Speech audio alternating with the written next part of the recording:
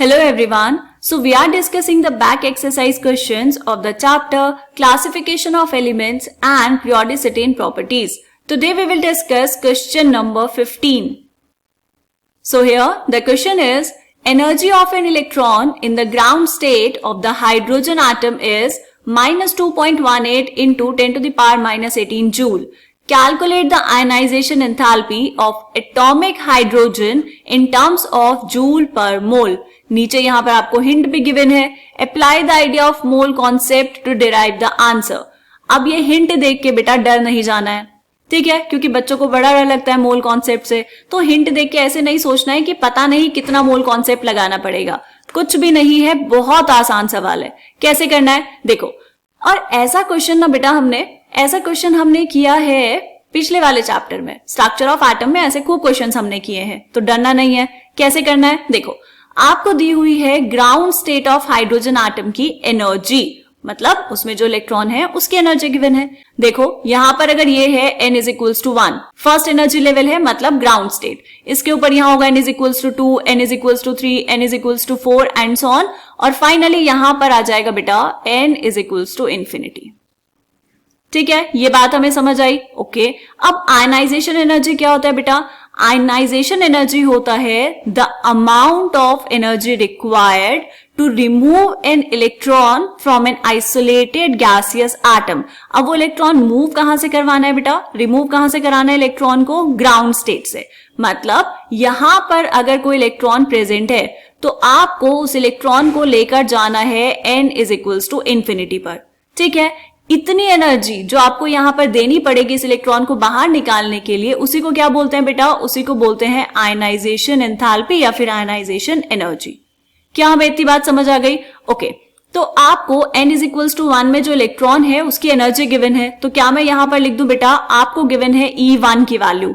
E1 का मतलब क्या हुआ बेटा, फर्स्ट लेवल पे जो एनर्जी है इलेक्ट्रॉन की. तो E1 आपको गिवन है minus 2.18 into 10 to the power minus 18 joule. अब ये ध्यान रहे बेटा, ये जूल पर एटम गिवन है. ठीक है, आपको क्या बताना है, आपको कैलकुलेट करनी है ionization enthalpy in terms of joule per mole. तो पहले हम आयनाइजेशन एंथैल्पी निकाल लेंगे जूल में, मतलब पर एटम के लिए, और उसके बाद उसको कन्वर्ट करेंगे पर मोल के लिए.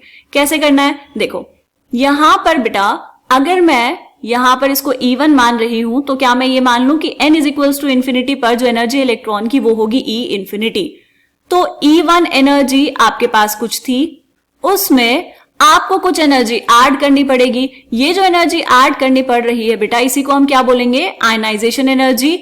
तो फाइनल एनर्जी जो हो जाएगी इलेक्ट्रॉन की वो होगी E इंफिनिटी. क्या ये हमें समझ आया.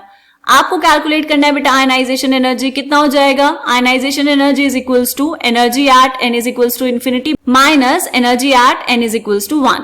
क्लियर. तो ionization energy is equals to E infinity, मतलब जब इलेक्ट्रॉन इंफिनिटी पर है तो उसकी एनर्जी कितनी है बेटा, 0. तो ये हो जाएगा 0 माइनस E1 की वैल्यू पुट करेंगे, minus of 2.18 into 10 to the power minus 18 joule.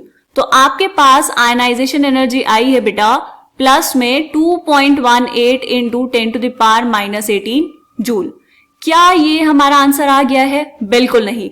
ये जो एनर्जी आई है बेटा ये आई है जूल्स में. आपको किस में निकालना है, आपको निकालना है जूल पर मोल. ठीक है, तो पर मोल का मतलब क्या हो बेटा, यहां पर हम लिखेंगे 1 मोल ऑफ हाइड्रोजन एटम, क्योंकि आपको दिया है एंथैल्पी ऑफ एटॉमिक हाइड्रोजन.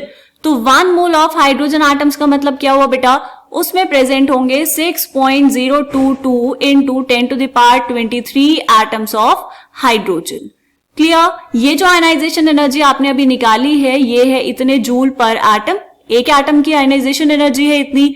1 मोल के लिए कितनी हो जाएगी बेटा, तो यहां पर हम लिखेंगे ionization enthalpy per mole of hydrogen atoms. अब हम किसकी बात कर रहे हैं बेटा, हम बात कर रहे हैं पर मोल, मतलब एक मोल की कितनी हो जाएगी.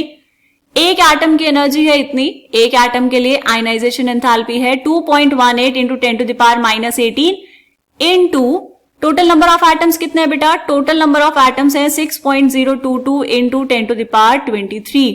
तो आपके पास इसको मल्टीप्लाई कर लो, कितना आएगा 13.12 into 10 to the power 5 joule per mole. ये आ गई आपके पास ionization enthalpy per mole of hydrogen atoms. Clear? तो यहां पर लिखेंगे आंसर बेटा, हमारा आंसर आया ionization enthalpy of atomic hydrogen कितना आएगा 13.12 into 10 to the power 5 joule per mole. Joule per मोल में ही आपको कैलकुलेट करना था। यह आ गया आपका आंसर, इसको कर देंगे बॉक्स के अंदर बंद। This is the answer of question number 15। ठीक है, क्लियर है बेटा? आसान क्वेश्चन था, एक बार आप खुद से इसको पढ़ के देखेंगे तो बहुत आसानी से हो जाएगा। बस क्वेश्चन देख के डरना नहीं है, अदरवाइज क्वेश्चन हो जाता है बेटा। क्लियर? अच्छे से पढ़ते रहेंगे, प्रैक्टिस करते रहेंगे। मिलते हैं नेक्स्ट क्वेश्चन में, तब तक के लिए बाय बाय।